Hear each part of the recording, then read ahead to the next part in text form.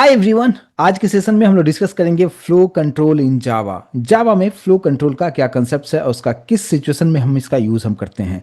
सबसे पहले एक एज्यूम कीजिए कि अगर आप पुणे से मुंबई अगर आप जा रहे हैं यूजिंग गूगल मैप, तो वहाँ पे इंटरनली क्या सब चीज़ें होता है। अगर आप यहाँ पे अगर देखते हैं, गूगल मैप जो है कंटिन्यूसली डिसीजन लेते रहता है किसी न किसी बेसिस पे। किस तरीके से, जैसे यहाँ पे छोटा सा यहाँ पे एग्जांपल आप सब देखिए कि सबसे पहले वो चेक करता है ट्रैफिक को।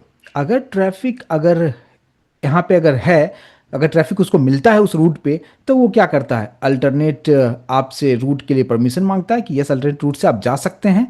अगर ट्रैफिक नहीं मिलता है तो वो सेम वही रूट को कंटिन्यू वहाँ पे करता है। तो यहाँ पे कुछ कंडीशंस के बेसिस पे, ट्रैफिक की कंडीशन पे गूगल मैप यहाँ से डिसीजन ले पाता है। सेम उसी तरीके से अगर हम दूसरा एग्जांपल देखें, जहाँ पे हम बात करते हैं एटीएम मशीन की, जहाँ पे आप एटीएम कार्ड से आप कुछ विड्रॉ करना चाहते हैं, पैसे को विड्रॉ करना चाहते हैं, उस केस में क्या होता है, आप वहाँ पे एटीएम पे जाते हैं, आपके पास जो भी एटीएम कार्ड है वहाँ पे इंसर्ट करते हैं। इंसर्ट करने के बाद आप वहाँ पे पासवर्ड आप डालते हैं।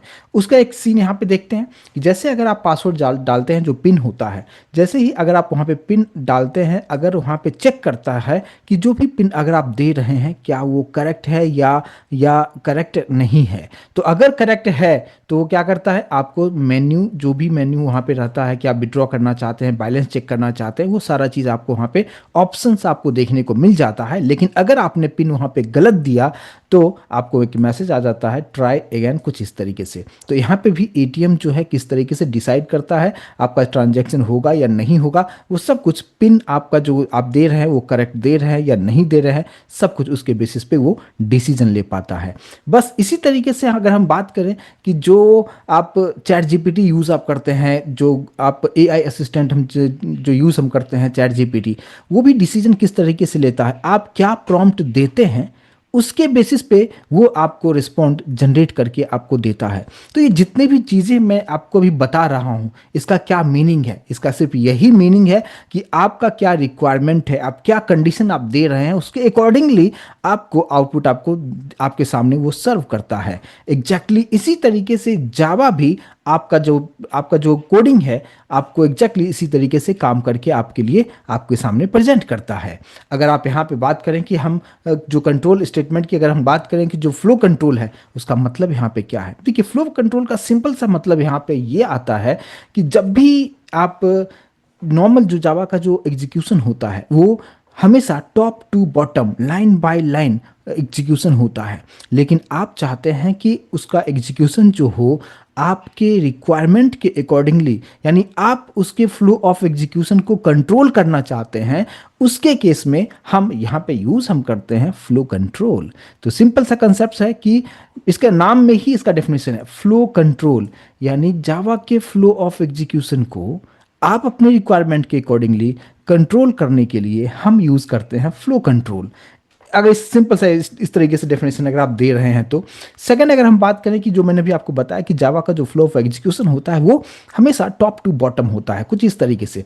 अगर आपने फर्स्ट स्टेटमेंट आपने लिखा है, पहले इसको एग्जीक्यूट करेगा, फिर सेकंड में इसको एग्जीक्यूट करेगा, स्टेटमेंट 2 को, फिर स्टेटमेंट 3 को, फिर स्टेटमेंट 4 को, कुछ इस तरीके से वो चीज़ों को एग्जीक्यूट करता है स्टेप बाय स्टेप। लेकिन अगर आप चाहते हैं कि रिक्वायरमेंट आपके अकॉर्डिंगली हो, आप ये नहीं चाहते हैं कि स्टेप बाय स्टेप एग्जीक्यूशन हो, जैसे कि अगर आप यहाँ पे देखिए, अगर आप चाहते हैं क्या कि मुझे कुछ डिसीजन अगर आपको लेना होगा, या आप चाहते हैं यहाँ पे कि रिपीट स्टेटमेंट हो, यानी जो चीज़ें आपने प्रिंट किया है उसी चीज़ को अगर आप बार बार प्रिंट करना चाहते हैं, या आप चाहते हैं कि एग्जीक्यूशन जो है अब रुक जाना चाहिए, बंद हो जाना चाहिए, या आप चाहते हैं कि एग्जीक्यूशन को हम स्किप करके कुछ और चीज़ों को हम वहाँ पे एग्जीक्यूट कराना चाहते हैं, तो ये सब चीज़ों की अगर हम बात करें कि आप मेक डिसीजन, रिपीट स्टेटमेंट्स, या स्टॉप एग्जीक्यूशन, या स्किप एग्जीक्यूशन, ये सभी चीज़ों को अगर आपको करने की ज़रूरत अगर होती है, उस वक्त यहाँ पे फ्लो कंट्रोल स्टेटमेंट का यूज़ आपको कंपलसरी तौर पे करना हो जाता है।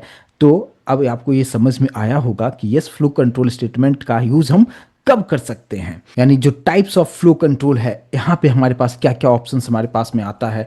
तो यहाँ पे मैं सिंपल सा डायग्राम के थ्रू चीज़ों को समझाने की कोशिश कर रहा हूँ, जहाँ पे अगर आप देखते हैं कि यहाँ पे सबसे पहले हमारे पास जो है तीन अलग अलग टाइप्स आप यहाँ पे देख पाते हैं। सबसे फर्स्ट जो हमारे पास में आता है वो है सिलेक्शन स्टेटमेंट, सेकंड जो हमारे पास में आता है जिसको हम कहते हैं iterative statement, and third one is known as transfer statements.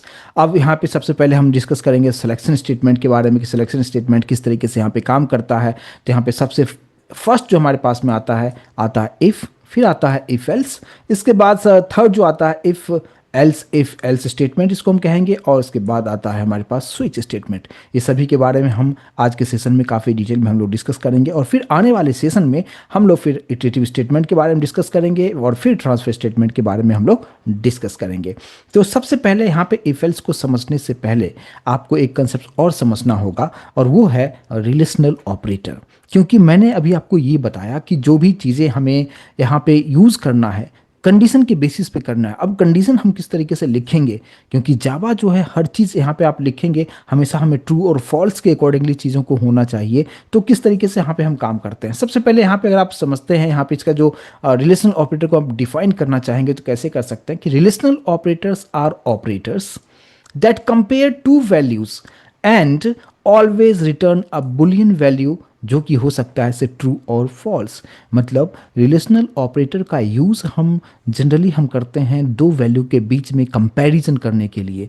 For example अगर हमारे पास x की वैल्यू 10 है और y की वैल्यू 20 है, अब दोनों ही x और y की वैल्यू को मुझे कंपैरिजन करना हो, for example which one is the greater and which one is the lesser number, तो उस केस में हम रिलेशनल ऑपरेटर का यूज़ हम करते हैं। और वो हमेशा अगर हम जावा की अगर हम बात करें तो हम जब भी हम कंपैरिजन हम करते हैं कंडीशन के बेसिस पे, तो वहाँ पे आउटपुट हमारे पास सिर्फ दो में से कोई एक ही आउटपुट आ सकता है। वो हो सकता है हमेशा या तो ट्रू होगा या तो फॉल्स होगा, जिसको हम बोल सकते हैं कि आउटपुट जो होगा वो हमेशा बुलियन वैल्यू में देगा, और बुलियन वैल्यू के पास में दो ही चीज़ें आता है, जो कि आता है ट्रू और दूसरा होता है फॉल्स। दोनों में से कोई ही एक ही आपको मिल सकता है। या आप सिंपल वर्ड्स में आप कुछ इस तरीके से आप यहाँ पे बोल सकते हैं क्या कि relational operators ask a question, यहाँ पे और रिलेशनल ऑपरेटर जो है एक क्वेश्चन आपसे पूछता है और जावा जो है आंसर उसको देगा, सिर्फ दो पॉसिबल आंसर में से कोई एक ही आंसर दे सकता है, और वो हो सकता है आइदर ट्रू और फॉल्स, दोनों में से कोई एक ही आंसर आपको देता है। तो रिलेशनल ऑपरेटर होता क्या है, यहाँ पे ये समझ में आया कि हाँ दो वैल्यू को कंपैरिजन करने के लिए हम यूज़ हम करते हैं। बट ऑपरेटर्स की अगर हम बात करें तो यहाँ पे हम सिंबल्स की हम बात करते हैं। अब यहाँ पे क्या क्या चीज़ें सिंबल्स हमारे पास में आता है उसको एक बार हम थोड़ा सा डिटेल में हम थोड़ा सा इसको हम समझते हैं। देखिए रिलेशनल ऑपरेटर के अंदर में मैंने आपको बताया कि अगर हमारे पास दो वैल्यूज़ हैं तो दोनों को कंपेरिजन करने के लिए हम यहाँ पे रिलेशनल ऑपरेटर का यूज़ हम करते हैं। सबसे फर्स्ट अगर आप यहाँ पे देखते हैं दो बार इक्वल इक्वल साइन आप यहाँ पे देखते हैं, इसको हम कहते हैं इक्वल टू। और इक्वल टू का मतलब है कंपैरिजन करने के लिए हम यूज़ हम करते हैं। ध्यान दीजिएगा यहाँ पे हमने एक बार इक्वल साइन यूज़ नहीं किया है, टू टाइम्स इक्वल इक्वल। अगर आप इस तरीके से दो बार अगर आप लिखते हैं इसका मतलब यहाँ पे कंपैरिजन वो करता है। कैसे होगा हम प्रैक्टिकली हम करके थोड़ी देर में हम डिस्कस करेंगे उसके बारे में। सेकंड की अगर हम बात करें तो आप यहाँ पे देख सकते हैं कि नॉट इक्वल्स टू, फिर आप हमारे पास में आ जाता है यहाँ पे लेस देन साइन, फिर less than equals to sign आता है, फिर यहाँ पे ग्रेटर देन है, और फिर ग्रेटर देन इक्वल्स टू है। ये सभी ऑपरेटर्स जो है रिलेशनल ऑपरेटर के अंदर में आता है, और इसका यूज़ हम दो नंबर्स के बीच में कंपैरिजन करने के लिए हम यहाँ पे करते हैं। तो ये सीखना ज़रूरी है क्या? डेफिनेटली। अगर आप सीखना चाहते हैं सिलेक्शंस के बारे में यानी इफ़ एल्स के बारे में कि किस तरीके से कंपैरिजन हम कर सकते हैं, कंडीशंस को किस तरीके से चेक कर सकते हैं, तो देन कंपलसरी आपको रिलेशनल ऑपरेटर के बारे में समझ में ज़रूरी आना चाहिए। तो इसको हम किस तरीके से हम प्रैक्टिकली किस तरीके से अचीव करेंगे, तो सबसे पहले यहाँ पे हम लोग एक यूज़ करेंगे इक्लिप्स। आप कोई भी नोट पर प्लस प्लस यूज़ कर सकते हैं, इक्लिप्स यूज़ कर सकते हैं, VS कोड यूज़ कर सकते हैं। हम यूज़ करेंगे इक्लिप्स IDE, जहाँ पे हम प्रैक्टिकली करके आपको बताएंगे।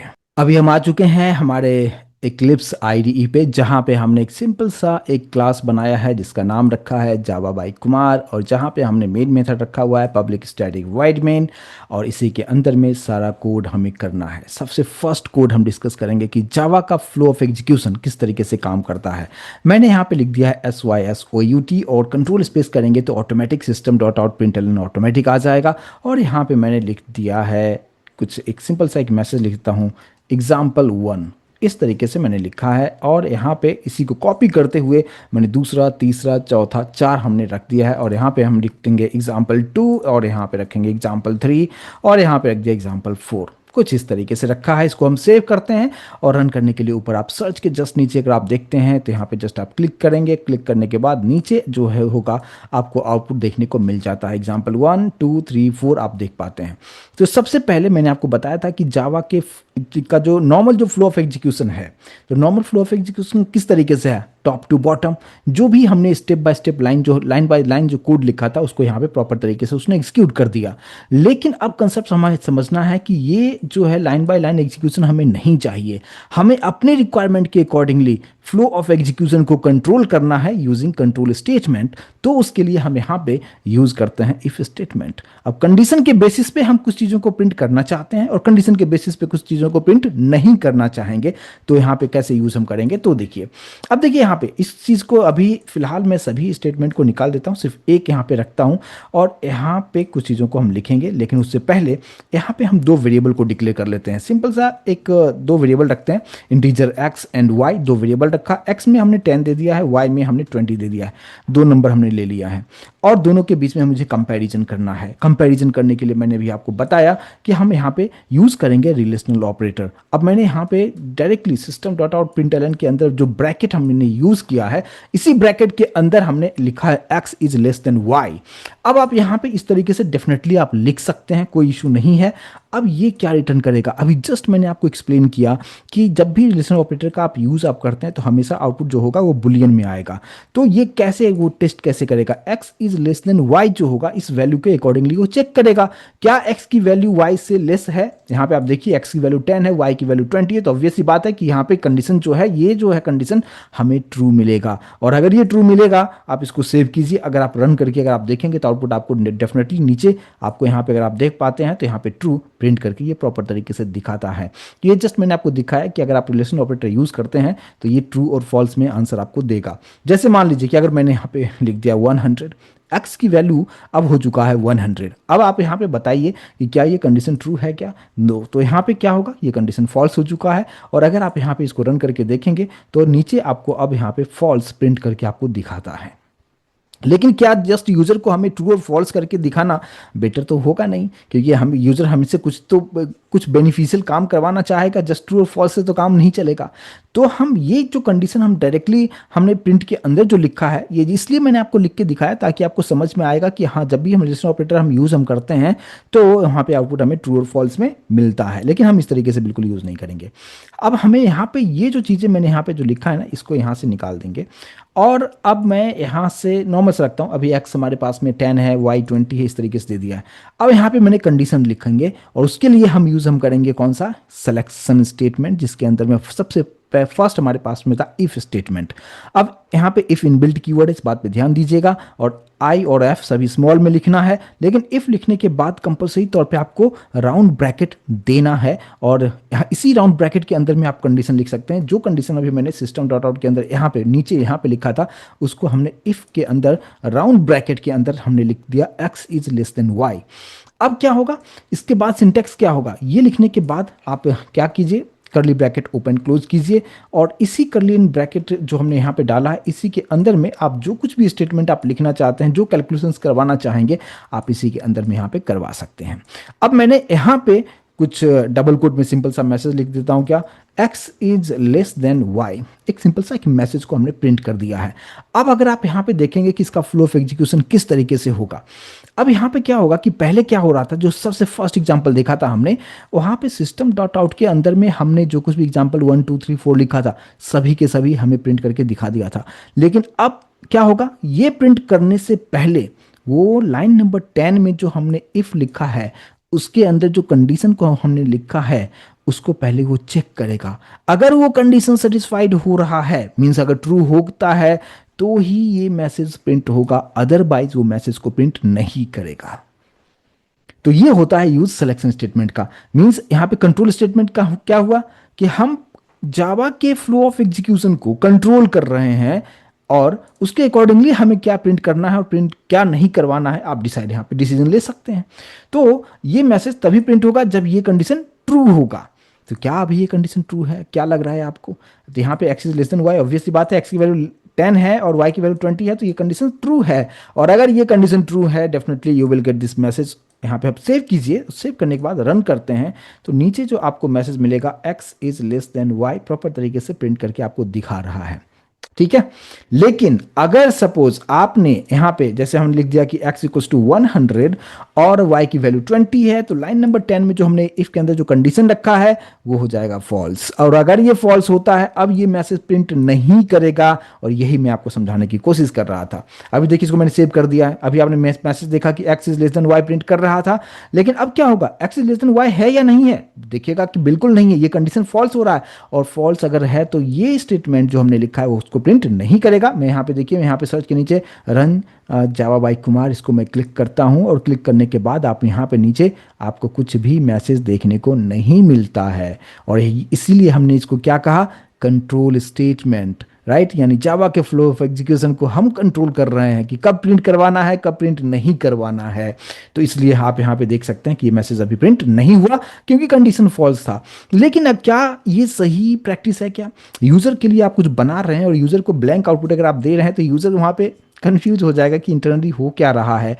तो यहाँ पे हम लोग उसके लिए यूज करते हैं एल्स। वहाँ भी था, हमने इफ देखा था और इफ एल्स था सेकंड पार्ट में। तो हम क्या करते हैं कि इफ के बाद, यानी इफ का जहाँ पे हमने कर्ली ब्रैकेट से क्लोज किया है उसके नीचे आएंगे और यहाँ पे लिखते हैं एल्स। और लेकिन इस बात पे ध्यान दीजिएगा, एल्स में हम नॉर्मल ये वाला ब्रैकेट बिल्कुल यूज नहीं करेंगे जिस तरीके से हमने इफ में यूज किया था। सिंटैक्स पे ध्यान दीजिएगा, हमने जस्ट एल्स लिखा है, कर्ली ब्रैकेट ओपन क्लोज करना है और यहाँ पे क्या स्टेटमेंट प्रिंट करना चाहते हैं। तो इसी को मैं कॉपी कर लेता हूँ और कॉपी करके मैंने यहाँ पे रख दिया और यहाँ पे मैसेज लिखता हूँ x is not less than y। अब इसको सेव करते हैं। अब इसका मतलब क्या होगा, आपने देखा कि अगर ये कंडीशन ट्रू था तो ये मैसेज मिल रहा था, और अगर ये कंडीशन ट्रू था तो हमें आउटपुट कुछ नहीं मिल रहा था। तो मैं चाहता था कि यूजर को ब्लैंक आउटपुट नहीं देना, कुछ ना कुछ तो मैसेज हमें देना है। तो उसके लिए हमने यहाँ पे एल्स यूज किया, और एल्स वाला पार्ट तब एग्जीक्यूट होता है जब इफ वाला कंडीशन फॉल्स होता है। तो अभी के केस में अगर आप देखते हैं कि x इक्वल टू 100 है तो कंडीशन फॉल्स है। अगर ये कंडीशन फॉल्स है तो ये वाला एग्जीक्यूशन नहीं होगा, यानी x is less than y वाला जो मैसेज था वो प्रिंट नहीं होगा, वो आ जाएगा एल्स के अंदर में। और एल्स के अंदर में जो हमने ये जो मैसेज लिखा है कि x is not less than y, ये मैसेज प्रिंट करेगा। चलिए रन करके देखते हैं। हमने रन पे क्लिक कर दिया है, नीचे आप देख सकते हैं x is not less than y। अब आपको समझ में आया होगा कि अभी हमने दो स्टेटमेंट लिखा है, एक में लिखा x is less than y, दूसरे में लिखा x is not less than y। दोनों के दोनों मैसेज प्रिंट नहीं हो रहा है। हमने कुछ कंडीशन डाल दिया कि देखो कंडीशन ट्रू हो तो ये मैसेज को प्रिंट करो, कंडीशन फॉल्स हो तो एल्स के अंदर जो कुछ भी है उस मैसेज को प्रिंट करो। तो आई होप कि अभी सिंपल सा इफ एल्स कैसे यूज करना है इसको अभी आप समझ पा रहे होंगे। मूव करते हैं दूसरा एग्जाम्पल साथ, जहां पे हमने देखना है कि अगर मल्टीपल इफ यूज हम कर सकते हैं क्या। तो डेफिनेटली हम यहाँ पे जावा में मल्टीपल इफ यूज हम कर सकते हैं। इस केस में अगर आप देख रहे हैं तो कोई एक ही कंडीशन ट्रू होगा, या तो इफ वाला मैसेज प्रिंट होगा, कब प्रिंट होगा, जब कंडीशन ट्रू होगा। अगर कंडीशन ट्रू नहीं है तो एल्स के अंदर जो हमने मैसेज लिखा है उसको प्रिंट करेगा। लेकिन ऐसा भी तो हो सकता है कि हमने 3 या 4 कंडीशन लिखा और सभी के सभी मैं चाहता हूं कि ट्रू हो, उसके अकॉर्डिंगली जो भी मैसेज आना चाहिए वो प्रिंट करना चाहिए वहां पे। तो उसके लिए हम यूज करते हैं मल्टीपल इफ स्टेटमेंट। उसका कैसे यूज करते हैं उसको भी देख लेते हैं। अब देखिए यहाँ पे एक डिफरेंट एग्जांपल्स हम उस लेके समझने की कोशिश करते हैं। फॉर एग्जांपल एक सर्टेन कोई कंपनी है जहाँ पे कुछ एम्प्लॉय काम कर रहे हैं, तो उस एम्प्लॉय का कुछ सैलरी होगा, कुछ एक्सपीरियंस होगा, कुछ रेटिंग्स होगा। उसके बेसिस पे हम कुछ मैसेज अगर देना चाहें तो कैसे होगा देखते हैं। यहाँ पे देखिए सबसे पहले मैंने यहाँ पे ले लिया है एक एम्प्लॉय का सैलरी। सैलरी को हमने यहाँ पे दे दिया है सपोज 60,000 हमने जस्ट दे दिया है, ठीक है। और सेमीकोलन डाल दीजिए। दूसरा एक्सपीरियंस इक्वल्स टू मैंने यहाँ पे लिख दिया है 6 ईयर्स। आप समझ लीजिए 6 ईयर्स है, 6 हमने रखा है। और यहाँ पे और लास्ट में एक और रख देता हूँ डबल में रेटिंग, कि उस एम्प्लॉय का रेटिंग क्या है। मैंने दे दिया कि 4.8 यहाँ पे रेटिंग है। 3 हमने वेरिएबल डिक्लेयर कर दिया है, salary, experience and rating. And इसी के बेसिस पे हमें कुछ मैसेज को प्रिंट करना होगा। तो कैसे करेंगे, तो सबसे फर्स्ट कंडीशन में लिखेंगे इफ के अंदर में मैंने कंडीशन दे दिया कि देखो अगर किसी का सैलरी जो होगा greater than equals to suppose 50,000 से, यानी 50,000 हो या 50,000 से ज़्यादा हो, फिर क्या होगा, कर्ली ब्रैकेट ओपन क्लोज, इसके अंदर हमने लिख दिया SYS OUT कंट्रोल स्पेस कीजिए, क्या प्रिंट करना चाहते हैं। मैंने यहाँ पे दे दिया कि इस तरह का जो भी एम्प्लॉय होगा जिसका सैलरी 50,000 से ज़्यादा होगा, उसको बोल देंगे कि ये एलिजिबल फॉर बोनस के लिए एलिजिबल होगा। ठीक है, ये सिंपल सा एक मैसेज हमने दे दिया है, ये फर्स्ट कंडीशन दे दिया। लेकिन दूसरा हम एल्स नहीं यूज़ कर रहे हैं, फिर से यहाँ पे इफ़ ही यूज़ कर रहा हूँ।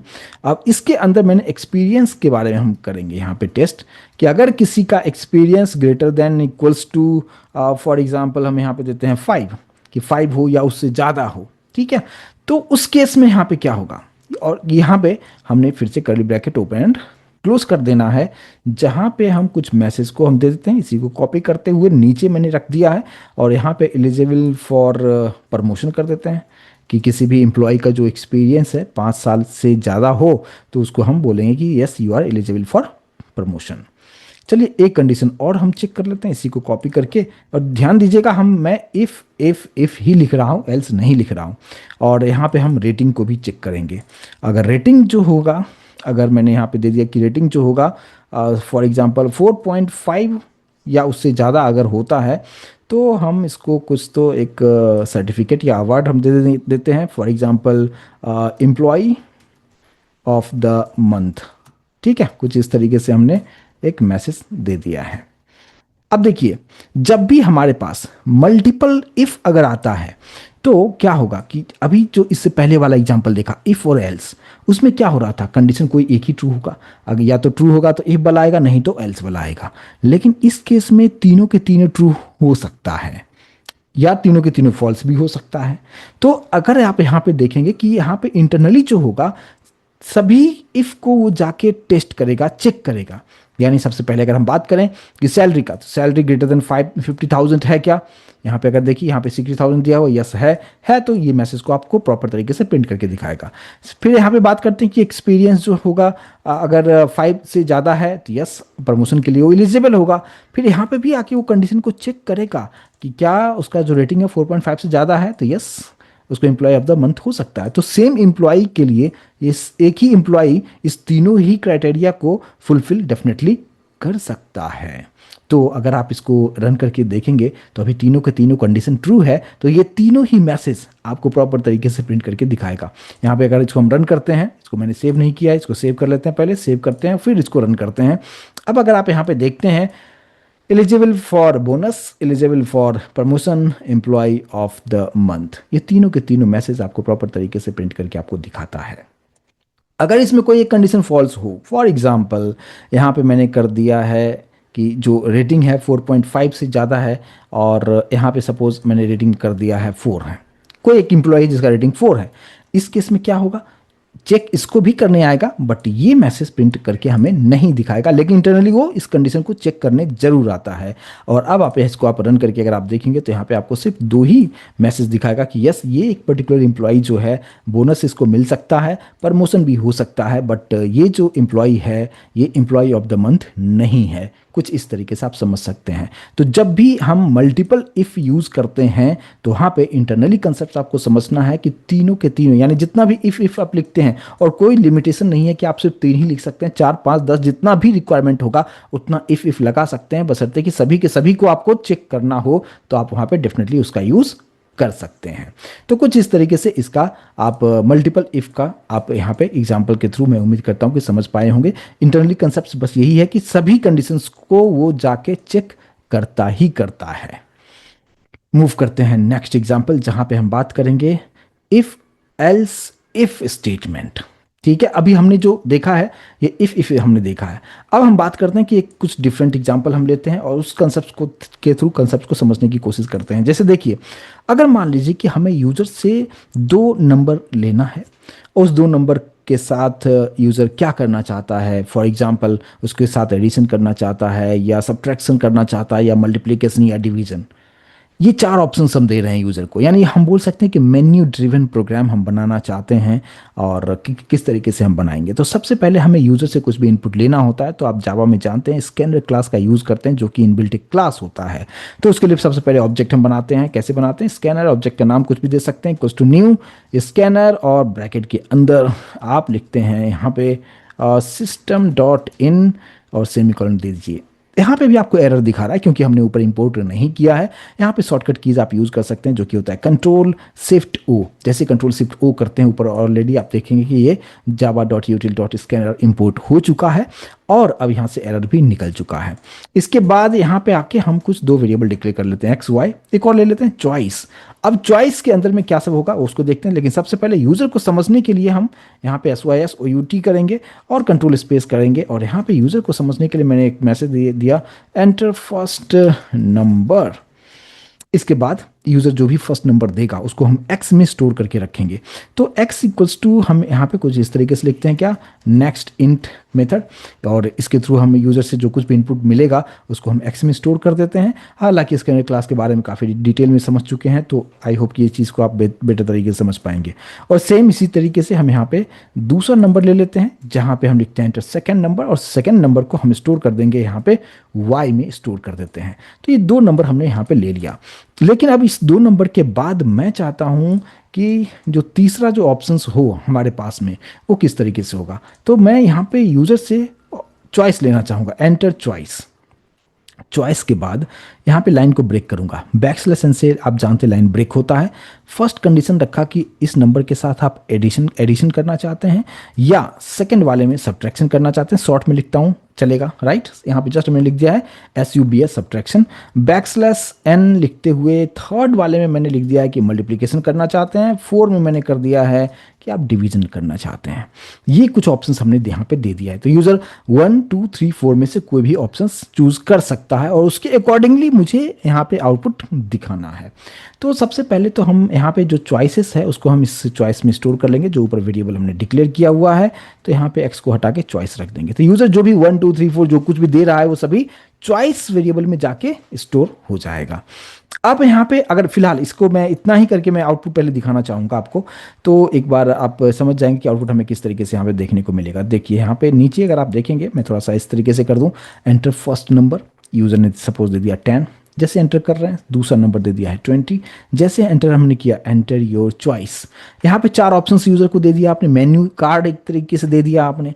अब यहाँ पे यूज़र क्या करना चाहता है उस नंबर के साथ, अगर वो एडिशन करना चाहेगा तो 1 प्रेस करेगा, सब्ट्रैक्शन के लिए 2, मल्टीप्लिकेशन के लिए 3 और डिवीजन के लिए 4 करेगा। ये 4 ऑप्शंस आपने दिया। अगर यूजर ने 1 यहाँ पे प्रेस किया जिस तरीके से मैंने अभी यहाँ पे दिया है, एंटर करेंगे, यहाँ पे फिलहाल कुछ नहीं होगा। क्यों नहीं होगा? क्योंकि हमने इसके आगे का कोड लिखा नहीं है।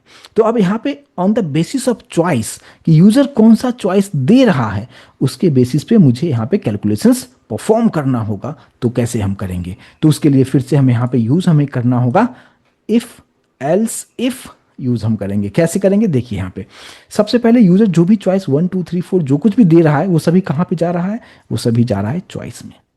तो हम लिखेंगे यहाँ पे चॉइस तो है, लेकिन इसको कहाँ पे लिखेंगे? इफ के अंदर लिखेंगे। इफ लिखेंगे और ब्रैकेट के अंदर में हम क्या लिखेंगे? चॉइस इक्वल्स टू यहाँ पे हम लिख देंगे क्या? 1।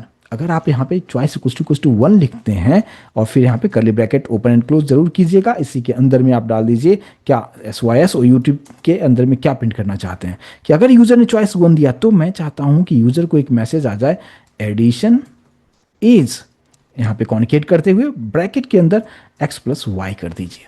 तो ये जो परफॉर्म होगा कब होगा? एडिशन कब परफॉर्म करेगा?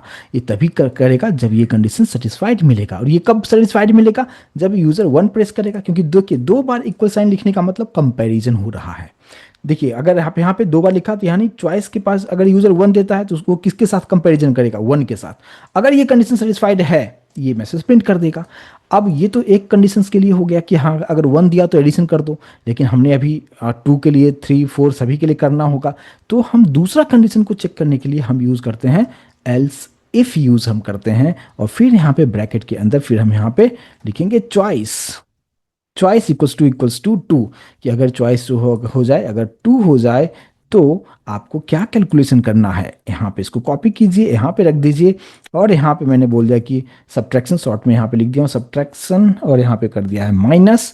सेम इसी तरीके से इसी एल्स इफ को कॉपी हम करेंगे और नीचे रख देंगे, जहाँ पे हम रख देंगे कि चॉइस अगर 3 हो जाए तो आप कर दो मल्टीप्लिकेशन और यहाँ पे आप लिख दीजिए मल्टीप्लिकेशन का साइन। इसके नीचे एक और आपको रखना होगा जहाँ पे हम रखेंगे कि अगर चॉइस अगर 4 हो तो यहाँ पे आपको डिवीजन को परफॉर्म करना है और डिवीजन हो जाएगा x डिवीजन y। तो ये हो गया इफ। अब देखिए else if else if else if अगर और भी कंडीशन होता तो उतना एल्सिफ एल्सिफ आप लिख सकते थे, यानी ऊपर इफ एक लिखना था, उसके बाद एल्सिफ फिर एल्सिफ फिर एल्सिफ और भी जितना होता आप एल्सिफ लिख सकते थे। बट हमारे केस में इतना ही कंडीशन था तो हम यहीं पे स्टॉप करेंगे। लेकिन ऐसा भी तो हो सकता है कि यूजर को अगर आप 4 कंडीशन दे रहे हो 1 2 3 4, अगर यूजर ने 1 2 3 4 के अलावा उसने 5 दे दिया 6 दे दिया तो वो कहाँ जाएगा? उस टाइम आउटपुट कंप्लीटली ब्लैंक हो जाएगा। तो मैं चाहता हूं कि ब्लैंक हम आउटपुट यूजर को नहीं देना चाहते हैं, तो उसके लिए हम यूज करेंगे एल्स पार्ट। तो हम क्या करते हैं, लास्ट में हम क्या यूज करेंगे, एल्स यूज करेंगे। और एल्स में आपको राउंड ब्रैकेट नहीं देना है, just curly bracket open close कर दीजिए और इसके अंदर आप SYSOUT लिखते हुए यहाँ पे और यहाँ पे आप लिख दीजिए इनवैलिड चॉइस ट्राई लेटर। इस तरीके से एक सिंपल सा मैसेज दिया। अब इसका इंटरनल फ्लो ऑफ एग्जीक्यूशन समझिए, लेकिन उससे पहले मैं इसको एक बार रन करना चाहूँगा। इसको सेव कर लीजिए। सेव करने के बाद इस यहाँ पे आप रन बटन पे क्लिक कर दिया है मैंने और यहाँ पे मैं आउटपुट कुछ इस तरीके से आपको दिखाना चाहूँगा। एंटर फर्स्ट नंबर हमने रख दिया है 10, एंटर किया। सेकेंड नंबर 20 रखा है। अब यहाँ देखिए एंटर चॉइस, 4 चॉइस है। अगर यूज़र ने सपोज आप एज्यूम कीजिए कि 3 दिया, मैं यहाँ पे 3 अगर मैं देता हूँ, यहाँ पे जिसको थोड़ा सा और ऊपर कर देता हूँ, ठीक है। अगर मैंने यहाँ पे रखा है चॉइस 3 रखा है, अब इंटरनली क्या होगा, अगर इंटरनली अगर आप देखेंगे तो क्या होगा, हम वापस से कोड पे आ रहे हैं, हमने चॉइस 3 दे दिया है, ठीक है, इस बात पे ध्यान दीजिएगा। तो 3 अगर दिया है तो लाइन नंबर 16 पे यहाँ पे चॉइस के पास क्या आ गया है, 3 आ चुका है। यहाँ पे चेक करने आएगा कि क्या चॉइस 1 है क्या, लेकिन चॉइस तो हमने 3 दिया है, तो ये कंडीशन हो गया फॉल्स। अगर ये फॉल्स हुआ तो ये जंप करेगा दूसरे वाले कंडीशन पे जो कि है एल्स इफ। यहाँ पे चेक किया क्या कंडीशन ट्रू है, नहीं, यहाँ पे ट्रू नहीं है क्योंकि यहाँ पे कंपैरिजन 2 से कर रहा है, बट चॉइस के पास क्या है, 3 है, ये भी कंडीशन फॉल्स हो गया। अब ये जंप करके आएगा नेक्स्ट एल्स इफ पे। यहाँ पे देखेगा कि हाँ चॉइस के पास भी 3 है, कंपैरिजन भी 3 से कर रहे हैं, मतलब ये कंडीशन हमारा सेटिस्फाइड हो रहा है। और अगर ये कंडीशन सेटिस्फाइड हो रहा है तो ये जो मैसेज आपको दे देगा multi is x into Y, जो भी रहेगा वो प्रिंट करके दे देगा। लेकिन सवाल अब ये है कि क्या वो फिर ये जो हमने थर्ड वाला जो एल्स इफ यूज़ किया है, यानी फोर्थ कंडीशन जो यूज़ किया है, इसको चेक करने आएगा? आंसर है नहीं आएगा। क्या वो एल्स को चेक करने आएगा? नहीं आएगा। यही डिफरेंस होता है मल्टीपल इफ। इससे पहले वाला जो एग्जांपल देखा था वहां पे जितना हमने इफ लिखा था सभी को जाके चेक कर रहा है, भले एक कंडीशन फॉल्स भी हो जाए, कोई मैटर नहीं करेगा, सभी को जाके चेक करेगा ही करेगा। लेकिन एल्स इफ वाले में जहां पे भी कंडीशन उसको सेटिस्फाइड मिल जाएगा, सिर्फ उसके अंदर जाएगा, जो कुछ भी स्टेटमेंट है उसको प्रिंट कर देगा और फिर वो आगे वाले एल्स इफ को या एल्स को चेक करने नहीं जाएगा। बस ये डिफरेंस मैं समझाने की कोशिश कर रहा था। अब देखिए यहाँ पे हमने अब इस प्रोग्राम को हम रन करके यहाँ पे दिखा 3 हमने एंटर कर दिया। जैसे एंटर करेंगे यहाँ पे देखिए मल्टी इज 200 प्रॉपर तरीके से प्रिंट करके आपको दिखाता है। सेम इसी तरीके से अगर मैं इस प्रोग्राम को फिर से मैं रन कर देता हूँ, अगर मैंने फिर से यहाँ पे रन किया है, फिर से मैंने कोई नंबर हमने यहाँ पे दे दिया है। अब देखिए अगर मैं 1 देता हूँ, 1 देने का मतलब क्या, फर्स्ट कंडीशन ट्रू हो जाएगा, इफ वाला जो कंडीशन है वो ट्रू हो जाएगा। तो जैसे यहाँ पे देखिए अगर मैं फॉर एग्जांपल मैंने यहाँ पे दे दिया है क्या, 1 दे दिया है, मैं अभी एंटर नहीं कर रहा हूँ, ठीक है। पहले यहाँ पे आप फ्लो ऑफ एग्जीक्यूशन को समझ लीजिए कि अगर हमने 1 दे दिया है तो 1 इसके पास आ चुका है, मेरे कर्सर फोकस कीजिएगा, इस लाइन नंबर 16 पे चॉइस पे आ चुका है। इसके बाद लाइन नंबर 18 में हमने कंडीशंस रखा है, ये कंडीशन यहाँ पे ट्रू हो जाएगा। जैसे ट्रू हुआ अंदर जाएगा, ये मैसेज आपको प्रिंट करके प्रॉपर तरीके से दिखा देगा।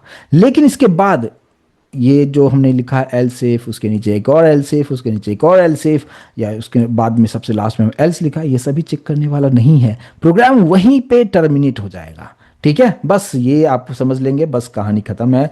और फिर अगर आप यहाँ पे इसको रन करते, मैंने 1 दे दिया, एंटर किया, एडिशन इज 60 दे के प्रोग्राम को उसने टर्मिनेट कर दिया है। तो यहाँ पे आपका कितना कंडीशन है, यहाँ पे आप चाहते हैं सभी को सभी टेस्ट नहीं करना, आप यहाँ पे कोई हमने 4 कंडीशन रखा है, उसमें से कोई एक ही ट्रू हो सकता है, उस वक्त आप यहाँ पे यूज करते हैं क्या, इफ एल्स इफ, इस तरीके से यूज आप करते हैं। लेकिन आपका रिक्वायरमेंट है कि नहीं मैं सभी कंडीशन चेक करना चाहता हूं, तो आप मल्टीपल इफ यूज कीजिए। बस ये दोनों में डिफरेंस मैं उम्मीद करता हूँ समझ आया होगा। लेकिन आप सोच रहे होंगे कि अब एल्स कब एग्जीक्यूट करेगा। एल्स तब एग्जीक्यूट करेगा जब ऊपर का कोई कंडीशन ट्रू नहीं है। 1 में गया वो भी फॉल्स, 2 में गया वो भी फॉल्स, 3 में गया वो भी फॉल्स, 4 गया वो भी फॉल्स, तब जो है वो एल्स में आ जाएगा। उसको भी रन करके आपको दिखा देता हूँ। यहाँ पे हम लोग आते हैं और इसको फिर से रन कर देते हैं। फिर से रन किया, आप यहाँ पे कोई भी नंबर हमने दे दिया है और देखिए एंटर चॉइस 1 2 3 4 है, बट यूजर ने गलती से क्या किया 5 कर दिया। 5 तो हमारे पास में ऑप्शन है नहीं, तो 1 के पास 2 3 4 सब कंडीशन फॉल्स, तो वो आ जाएगा एल्स में। और एंटर करने के बाद आप देखिए इनवैलिड चॉइस ट्राई लेटर का जो मैसेज प्रिंट करके आपको दिखा रहा है, यही वाला पार्ट आपको दिखा रहा है। तो ऊपर का यहाँ पे इस केस में क्या हुआ, सभी कंडीशन चेक किया क्योंकि उससे मैच मिल नहीं रहा था, और कोई मैच नहीं मिलता है तो एल्स पार्ट एग्जीक्यूट होता है। बस सिंटैक्स पे ध्यान दीजिएगा, सबसे ऊपर इफ लिखना है, बीच में जितना भी आपका कंडीशंस होगा सब आप एल्स इफ के अंदर डाल दीजिए, और सबसे लास्ट में एल्स डाल दीजिए कि अगर ऊपर का कोई ट्रू नहीं होगा तो ये एल्स को एग्जीक्यूट वो प्रॉपर तरीके से कर पाएगा। तो कुछ इस तरीके से मैं उम्मीद करता हूँ कि इस कंसेप्ट को भी आप समझ पाए होंगे। उसको एक बार हम देख लेते हैं कि क्या क्या चीज़ें मैंने अभी जो आपको बताया उसको एक बार हम देख लेते हैं। मैंने आपको बताया इफ, सिर्फ इफ कैसे यूज़ करना था। इसके बाद हमने बताया कि इफ एल्स कैसे यूज़ करना था। इसके बाद मल्टीपल इफ, इस तरीके से मैंने अभी आपको बताया। इसके बाद हमने बताया इफ एल्स इफ कैसे यूज़ करना है। लेकिन एक और हमारे पास में होता है जिसको हम कहते हैं क्या, स्विच। स्विच के बारे में हम लोग नेक्स्ट सेशन में डिस्कस करेंगे। तो इतना पार्ट मैं उम्मीद करता हूँ समझ में आया होगा, सिंटैक्स समझ में आया होगा। यानी सिंपल सा एक लाइन में आप बता सकते हैं कंट्रोल स्टेटमेंट का मतलब क्या, कि जावा के फ्लो ऑफ एग्जीक्यूशन को आप अपने रिक्वायरमेंट के अकॉर्डिंगली आप कंट्रोल कर पाते हैं, जिसके अंदर सबसे फर्स्ट पार्ट सिलेक्शन स्टेटमेंट, और सिलेक्शन स्टेटमेंट के अंदर में ये सभी चीज़ें आ जाता है, और उसका भी नाम लिख देता हूँ स्विच, जो कि हम लोग नेक्स्ट सेशन में इसको हम कवर करेंगे। मिलते हैं नेक्स्ट सेशन में, आगे पार्ट डिस्कस करेंगे। Thank you so much guys.